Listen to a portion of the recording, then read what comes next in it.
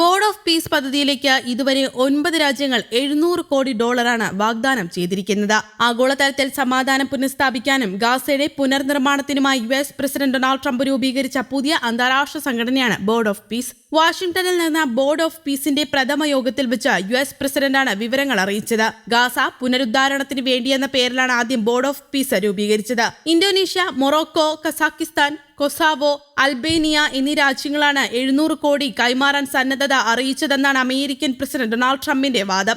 Gaza പുനരുദ്ധാരണത്തിനായി താൻ മുൻകൈയെടുത്ത രാജ്യാന്തര സമാധാന സേനയുടെ ഭാഗമാകുമെന്നും ഈ 5 രാജ്യങ്ങളെ യോഗത്തെ അറിയിച്ചു. തെക്കൻ ഗാസയിലെ റഫയിലാണ് സമാധാന സേനയെ വിന്യസിക്കുക. ഈജിപ്തും ജോർദാനും സേനയെ പരിശീലിപ്പിക്കും. ആദ്യം ഗാസയുടെ പുനരുദ്ധാരണ പ്രവർത്തനങ്ങൾക്കായി പ്രഖ്യാപിക്കപ്പെട്ട ബോർഡ് ഓഫ് പീസ് പിന്നീട് ഐക്യരാഷ്ട്രസഭയ്ക്ക് ബദലെന്ന രീതിയിലേക്ക് എത്തി. ഇതോടെ പല രാഷ്ട്രങ്ങളും ട്രംപിന്റെ പദ്ധതിയിൽ അംഗമാകാൻ ആഹ്വാനം നിരസിച്ചു. US പ്രസിഡന്റ് ഡൊണാൾഡ് ട്രംപ് രൂപീകരിച്ച ബോർഡ് ഓഫ് പീസിന്റെ ആദ്യ യോഗത്തിൽ നിരീക്ഷക രാജ്യമായാണ് ഇന്ത്യ പങ്കെടുത്തത്. ബോർഡിൽ ചേരാനുള്ള യുഎസിന്റെ ക്ഷണം പുനഃപരിശോധിച്ചു വരികയാണെന്ന് വിദേശകാര്യ മന്ത്രാലയം നേരത്തെ അറിയിച്ചിരുന്നു. തുടർന്നാണ് ആദ്യ യോഗത്തിൽ ഇന്ത്യ നിരീക്ഷക രാജ്യമെന്ന നിലയിൽ പങ്കെടുത്തത്. വാഷിംഗ്ടൺ DC-യിലെ ഇന്ത്യൻ എംബസിയിലെ നങ്ക്യാസി കാപ്പയാണ് ഇന്ത്യയെ പ്രതിനിധീകരിച്ച് പങ്കെടുത്തത്. വാഷിംഗ്ടണിലെ US ഇൻസ്റ്റിറ്റ്യൂട്ട് ഓഫ് പീസിൽ നടന്ന യോഗത്തിൽ 50ഓളം രാജ്യങ്ങൾ പങ്കെടുത്തു. ഇതിൽ Azerbaijan, Belarus, Egypt, Hungary, Indonesia, Israel, Jordan, Morocco, Pakistan, Qatar, Saudi Arabia, തുർക്കി, UAE, ഉസ്ബെക്കിസ്ഥാൻ, വിയറ്റ്നാം എന്നിവയുൾപ്പെടെ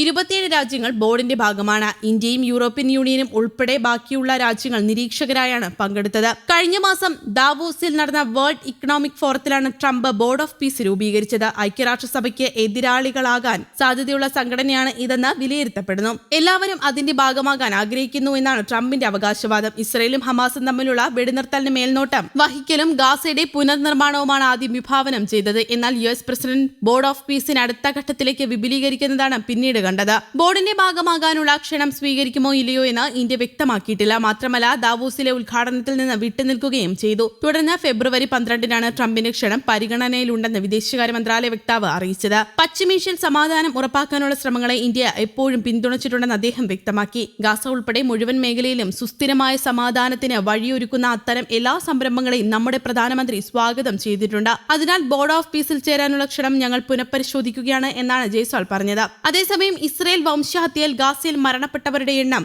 2025-ന്റെ തുടക്കത്തിൽ തന്നെ 75,000 കടന്നു. ലോകത്തിലെ പ്രമുഖ മെഡിക്കൽ ജേർണലുകളിൽ പ്രസിദ്ധീകരിച്ച സ്വതന്ത്ര ഗവേഷണ റിപ്പോർട്ടിലാണ് ഇക്കാര്യം വ്യക്തമാക്കുന്നത്.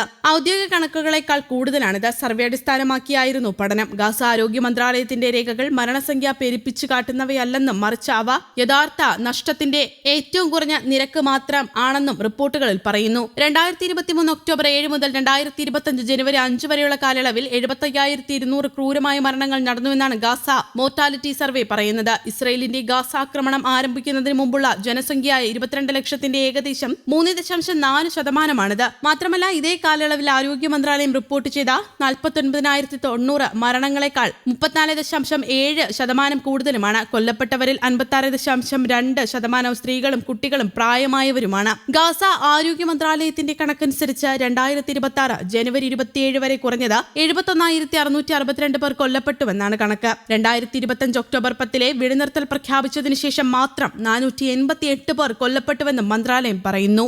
News desk, Kerala Kaumudi.